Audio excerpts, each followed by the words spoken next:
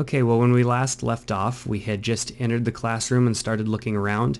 This is chapter 3, and we are going to go into the classroom and make a post. So, assuming that you have already logged in, and we went over that in chapter 2, we are going to go in and post our very first post in the class chat. This is a suggestion from Bill in the greeting from Bill. So if you haven't read that yet, please take a moment and read that. So we click on class chat here and you will see a sample message, but we're going to go ahead and post a new message. And you do so by clicking post new topic. After clicking the post new topic, you get this screen right here where your username is entered into this box. You get a subject line, and I'm going to put hello from Jared.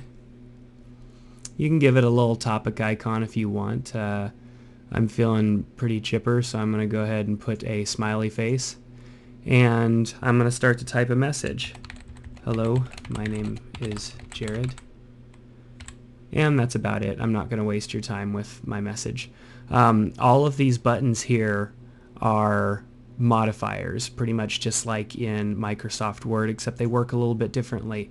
If you want to bold something, you have to pretty much do that first. As you can see, there's this little B in brackets and a little B in closed brackets. So what I could do is select my text and move it over so that it shows up in between the B and the B with the closed mark at the end of it, and this will bold my text. I can also do the same thing to italicize it and underline it. And as you see, right as I mouse over, you can see those little, you might not be able to tell in this video because it's so small, but if you're following along, you'll be able to see that as you mouse over, it kind of tells you how it should look as far as what text you should put in there. So as you can see, UL is unordered list and OL is ordered list. This lists items. This is so you can insert an image or turn something into a hyperlink. So I'm going to go ahead and just remove bold from it here because I don't really care so much that it's bold. But let's say my favorite book, I'm just going to type in fav book for favorite book. But I want to make it a link because I want to link it to somewhere, like say for example the link to the book on Amazon.com so people can find out more information. So I'd go to maybe Amazon.com, and I'm just going to pick the first book that I see. Where do we have a book around here somewhere? Oh, come on, we've got books around here somewhere. Let's just click on books and let's grab a book here. So let's say that this Harry Potter book here. So you take this up here, double click or whatever to select the link up here, and you can right click in there and click copy. And then we're going to go back to writing to get published here. And I am going to turn this into a link, and you will see that I selected it and it made it a link URL. Now what I need to do, and you can see by the little example, is I need to insert my link. So if I click after the URL right here and hit the equal sign, and then with my mouse I place it right in between there and right click and hit paste, and it fills in all of that link from Amazon.com. Now say I also have an image that I want to upload, because this is a forum, we can be interactive, we can have fun.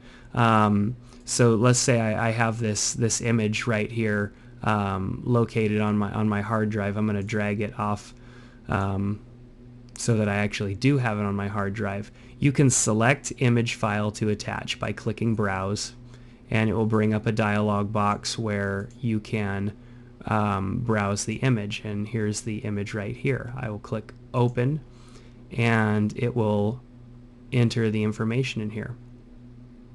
And here is where you would subscribe to this this forum post so that you will be notified in your email box if you get replies. Another thing that I didn't mention is the smileys, the emoticons. If you wanted to add one of those, all you have to do is just click and it automatically adds the code for the emoticon.